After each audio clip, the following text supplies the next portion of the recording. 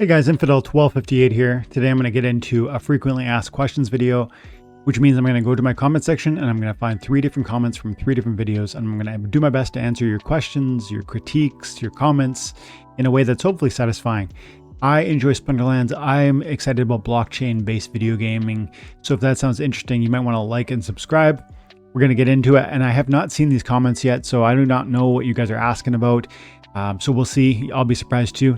And I will look for certain comments that kind of seem to jump out at me. Maybe they have a lot of meat on the bones, or there's a good sort of angle to it, or maybe there's a lot of feedback or comments that have arisen out of your initial write-up. We'll see. Let's get into it together. My name is Dwayne Cunningham. I go by Infidel1258.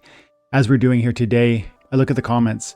So make sure that you're dropping comments, and we will, I'll do my best to honor your activity in there. This comment seems so simple, but there's actually a lot to this. So I recently did a video where I talk about rebellion price tumbles if, and I go and it was called, that was the thumbnail, but I go rebellion prices may fall is the title ?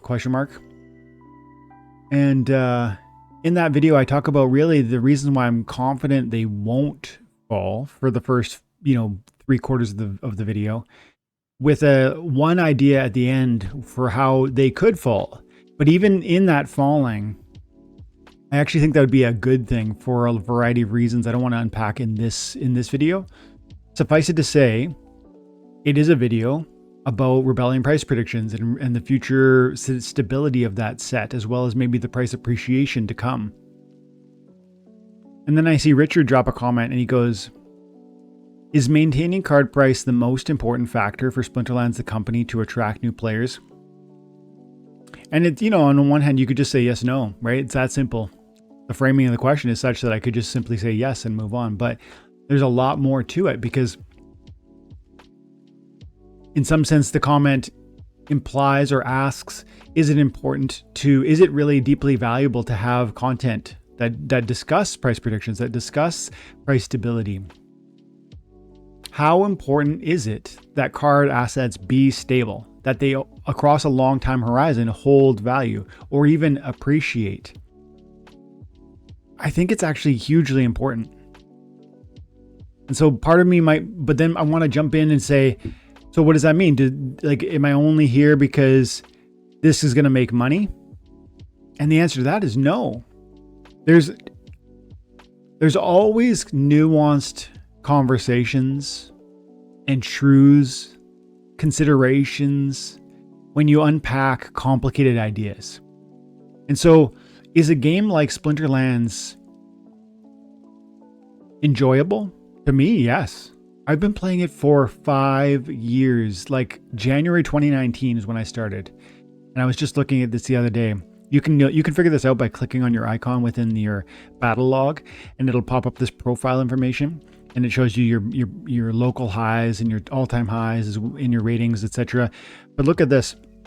Battling since January 2019. So in 1 month, that'll be 5 years I've been playing this game, and I have played this game almost every single day in that 5-year window.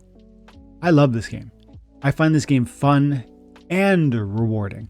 I find it exciting, enjoyable, entertaining. But yes, there's a big part of me that likes this because there's a financial opportunity. I have often said on this channel about this game, and even about blockchain-based video gaming generally, that I think it represents a revolution in what gaming even is. There is an acknowledgement for the first time ever, because of what blockchain brings to video games, that your time and attention is worth something. That's where we get the guild name, Time and Attention. It's like, I've always said that your time and attention matters. It's worth something. And I think you know that, but I don't know if everyone, I think we understand that, but we don't necessarily intellectually, believe it. It's like you would, if I asked you, is your time worth money? You would say yes. But then do you live that way? So it's one thing to know something, it's another thing to live it out. And I think sometimes with our time, with our life, you actually just fritter away time. So you play a video game like Fortnite, which I'm not saying is a bad game. I don't personally enjoy it. Used to play Apex Legends, didn't get anything out of it. Played a lot of Fallout, played a lot of Diablo, didn't get anything out of it. You know, they are entertainment for their own sake, and you might say that's all you ever get and that's all you should ever expect. But interestingly, I'm committing hundreds or thousands of hours to some of these titles, and all I'm getting is entertainment. Now, that's not nothing.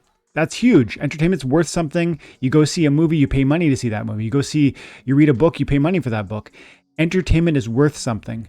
But how about this new angle on entertainment, which is Splinterlands, which is blockchain-based video gaming, where not only can I enjoy the process for 5 years, but I actually can receive rewards during that process. I can receive reward cards during that process. Those reward cards, I think this is a reward card. No, Untamed. It might be a reward card. This is a reward card. This is a reward card if I recall correctly. I think this is a reward card if I recall correctly.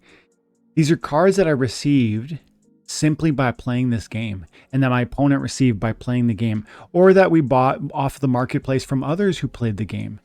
And again, it's like this reminder that you can do both. It doesn't have to just be fun. It can be fun and rewarding. And now when you bring those worlds together, isn't that even more exciting? Isn't that even more sort of juicy, tantalizing? You know, doesn't that make more sense to gather around? You get SPS rewards for your play. You get merits in your loot chest. You get Soulbound reward cards that might one day be transferable. These are rewards that are yours to keep, yours to own. You can rent, sell, destroy, burn, etc. There's this ownership capacity, and it's tied in with the entertainment side of it in this way that just creates this fuller reward for your experience. It's sufficient to play a game like Diablo and receive nothing but entertainment. That is a form of reward for the $50-$60 you paid for that title. But when you give me the same enjoyment that I enjoy for many years, like a form of enjoyment that I will enjoy for many years, and simultaneously tie into it a way for me to economically be rewarded, that's special. That's revolutionary. That's why blockchain video gaming is different. That's why games like Splinterlands can literally change your life. I think they can. This one has for me. I believe it can for you, depending on how you play it, you know, how long you take with it, what's your time horizon, etc. But that's interesting, man. That's powerful. And so is it the most important factor for the Splinterlands company to attract new players? I don't know about that. I think entertainment has to be the biggest factor. But I think I articulated that I find this entertaining, and I think many, many people do. Now, it's still relatively unheard of. And the entertainment factor needs to be drawn up and elaborated on. But even things like Land 1.5 have added to that, right? And so we are growing that experience, and we know things like boss battles are coming. We know things like, you know, different gamifications, such as even battle wagons and the 50 liquidity pools that are going to come to land. There's a gamification of this gaming, or there's a tokenization of the gaming experience that it makes there not just be this superficial game you enjoy, but then this economy underneath it that is a game in and of itself, the game within the game. I'll refer to it on this channel as, and it's so there's a wealth of entertainment possibility here and more to come. I think that has to be the focus, but we are lying to ourselves, or we are not paying attention if we imagine that the financial side is irrelevant or unimportant. And I think that's maybe a full way of answering Richard's comment. Is maintaining card price the most important factor for Splinterlands, the company, to attract new players? No, but it's a big part of it. And if we fail to understand that connection, we fail to understand the revolutionary nature of what Splinterlands even is. And by that lack of understanding, we will probably fail to see other projects that offer something similar, because this will not be a standalone success story. There will be many. I think there will be a whole new video gaming revolution that will come, where there will be an industry of this, where for the first time in a major way, AAA titles are recognizing, wow, why not? we do our best to curate and create this amazing, enjoyable experience, this game you love, Call of Duty, Battlefield, whatever you're into. They take a year to make those titles and they release them. Every single year they do that. Great. Keep doing that. Keep focusing on quality, but then strap into it an experience that can provide financial reward, skins that are yours, transferable and tradable, rentable for profit, tying cryptocurrency into it, creating a tokenomic element, and watch how that grows the enjoyment for your player base as well as the excitement around your game. This is revolutionary, and the two parts of the picture are why it's different. So that's why I think it's important to cover stuff like this. And no, that's good. Thank you, Richard, for the amazing comment. Even though, relatively short, there just was depth in it. So thank you very much. Have an amazing day, bud. Let's get 2 more comments from 2 different videos. iHorse is a friend of the channel, and he's always good at leaving comments, and sometimes they're quite spicy. So I'm glad to, I appreciate you dropping the comments, bro. He goes, first of all, this was an end of seed room video. Just threw that one together last night, 5 minutes. I had, just so you guys know, friends coming over to celebrate a birthday and Christmas. We got a tea party downstairs with 20 different kids. No, it's not that many. It's only 6 kids, but it's just lots going on in my personal life right now. So yesterday, just a real quick end of season video, 5 minutes in, out, and it was a good one. It was a solid return. And iHorse goes, I'm salty, but love this game. One more pump from BTC and we will really start having some fun. I have my plots up and running, making SPS daily. And Deep Source jumps in, haha, let's go, Horse, Lord of Salt. Yeah, man. See, you know what I want to say about this? First of all, we can be critical of a game like Splinterlands or what has happened about the tokenomics, or how, Rebellion was launched, or how Rift Watchers was dealt with, or how SPS has fallen, or how there's so many things, or even our card valuations were far higher, land plots were super expensive and now they're less. There's so many reasons one could be salty in a moment like now. But even the people who are still here and still attending and still focusing on what they believe Splinterlands will become. And that's not just a faith comment, right? Understand this. That is a comment about thoughtful analysis of who the team is, where they're aiming, and our expectations for them to realize those goals. That's not, oh, I sure hope they make it. I sure hope it works out. I sure hope everything, moons. It's a thoughtful process of considering the facts, of considering maybe the spotty track record of how they have or have not met certain deadlines. But then ultimately comparing that to how, when they've spoken things like, for instance, the SPS airdrop, the SPS DAO, the growing decentralization of the game, their efforts to make the DAO a significant treasure trove that will represent significant value and individual, resiliency for our game. They set those aims years ago, and they are being realized in front of us. And so, is there reason to be salty over where our game is right now? You could say so. There's a lot of reason to be optimistic too. A lot. It is definitely a matter of perspective, and it's so true that when we are in the middle of a moment, if we can step back and say, I'm salty, but I love this game, we are coming from a totally different angle that is filled with resiliency, that has a far higher degree of likelihood for success. Why?